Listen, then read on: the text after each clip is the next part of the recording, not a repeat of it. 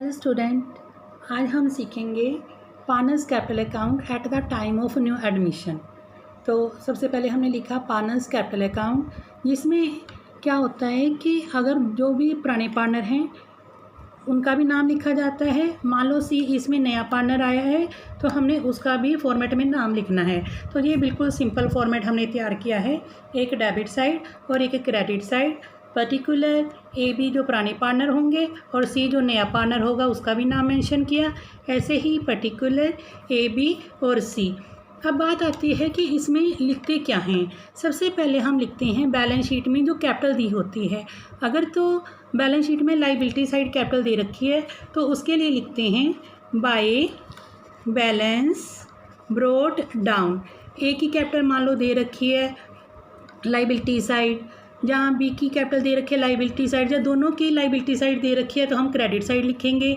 और अगर मान लो एक की कैपिटल लाइबिलिटी साइड दे रखी है और दूसरे की कैपिटल एसेट साइड दे रखी है तो उसको कैसे लिखा जाता है, टू बैलेंस ब्रोट डाउन।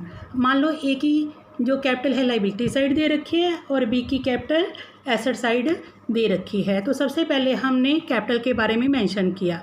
अब दूसरी बात आती है कि दूसरा पॉइंट इसमें क्या लिखा जाता है।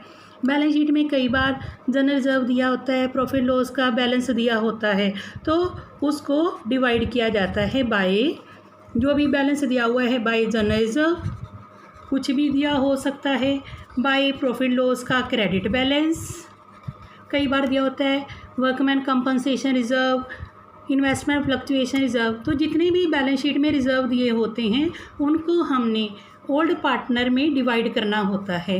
तो जिस रेशो में दिया होता है उस रेशो में डिवाइड कर देना होता है। अब बात आती है, हमने जब नया पार्टनर एंटर किया तो हमने बनाया था सबसे पहले रिवैल्यूएशन अकाउंट।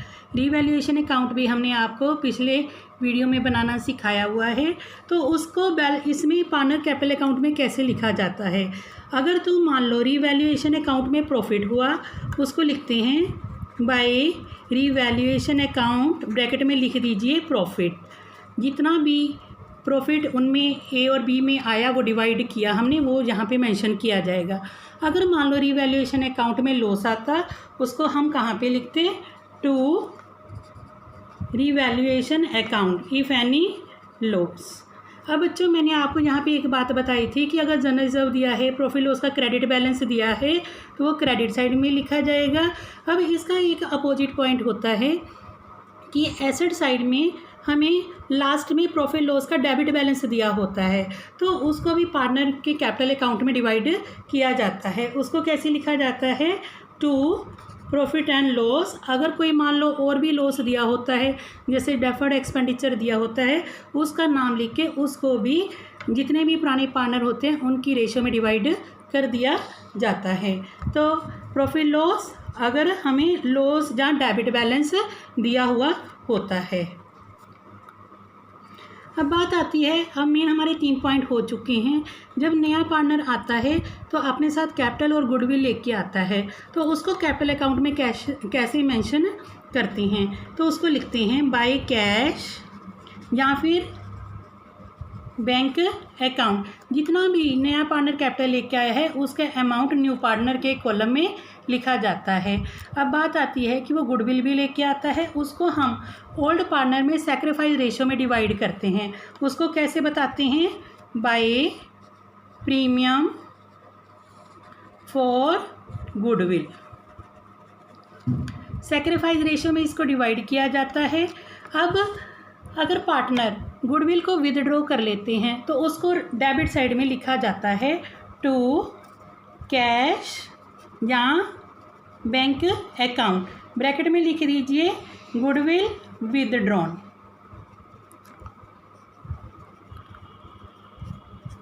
जितना अमाउंट उन्होंने विदड्रॉ किया ओल्ड पार्टनर ने, उसको हमने ए और बी के कॉलम में लिख दिया। अब लास्ट में पॉइंट क्या आता है, वैसे तो और भी बहुत सारे पॉइंट हैं इसमें, लेकिन ये बिल्कुल ही सिंपल परफॉर्मा हमने आपको बताया है अभी। अब इसका क्रेडिट साइड का टोटल कर लिया जाता है जितना भी है,